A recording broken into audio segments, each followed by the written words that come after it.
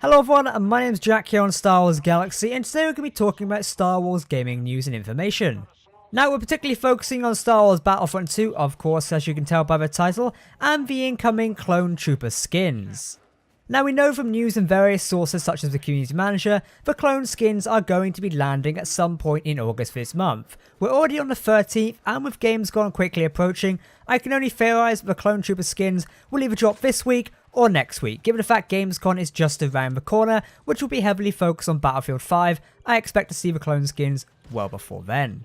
Today I just wanted to talk about a few things such as what skins we expect to be getting, if there'll be any special extras, and how they should probably work in the game. There's been a lot of community feedback of how skins should work. For example, half of the community would like it so skins are locked per map.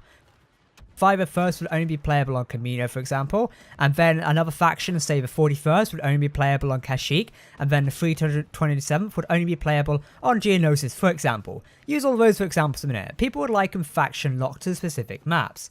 This would stop the cross-platform, say, when multiple skins release, where each player would be playing as their own version of a clone trooper. It would look like a mixed match of skins on each map, and kind of ruin the immersion of the game. Now, I am all for that, but at the same time it comes down to it takes away the player's ability to play as the Clone Trooper Legion they want. If I want to play as a 51st, but the map's locked to a 327th, that's going to be annoying and a bit of an issue. So it's something the developers are really having to think about, and it's going to be interesting to see how they actually take to this. Most likely what I presume is happening is they'll just let the community do what they want, in the fact that they'll let them choose whatever skins they want to play as. As such, we're going to see a mixed match of Clone Trooper skins on each map throughout the foreseeable future of Battlefront 2. Which is slightly disappointing, but then again, this is the trouble you get with customization. Now, instead of the skins, personally, I would have liked to have seen Clone Trooper customization in the terms of decals and markings. So if you look at specialized commander troopers like Republic commanders like Captain Rex, they had their unique identifiers and markings on them. Even ARC troopers had different equipment, so pauldrons and stuff like that, and antennas on their helmets.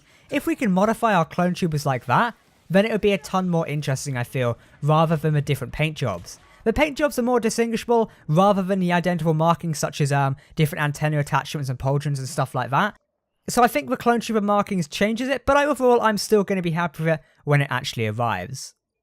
I really want to be interested in your guys' opinions down below in the comments. Would you like to have Clone Trooper markings such as decals, or would you actually like the colorable changeable skins and stuff like that, which we probably are going to be getting?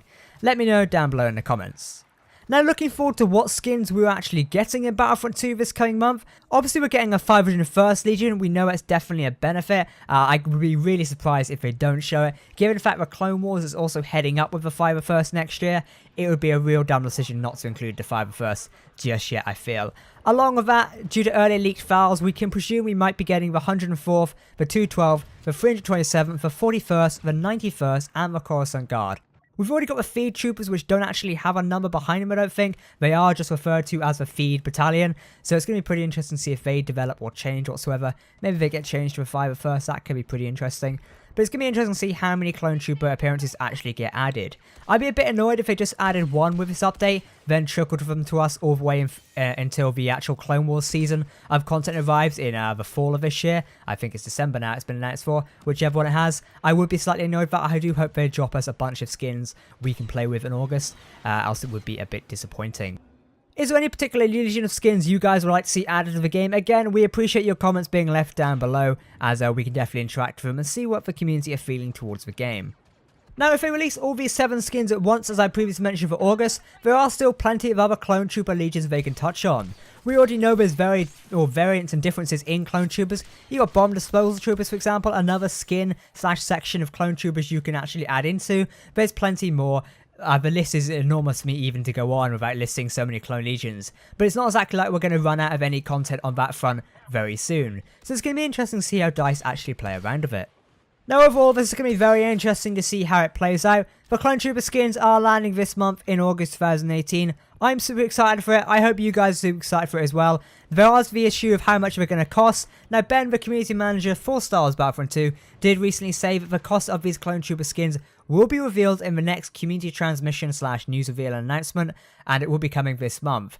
I wouldn't be surprised if it lands this week with the update following next week, but you know, I may be wrong, or it may land on the same day. We're going to have to wait and see, to be honest. Hopefully it will land this week or next, because landing it after Gamescom will be a bit hit and miss, I feel, and not the best thing they could do.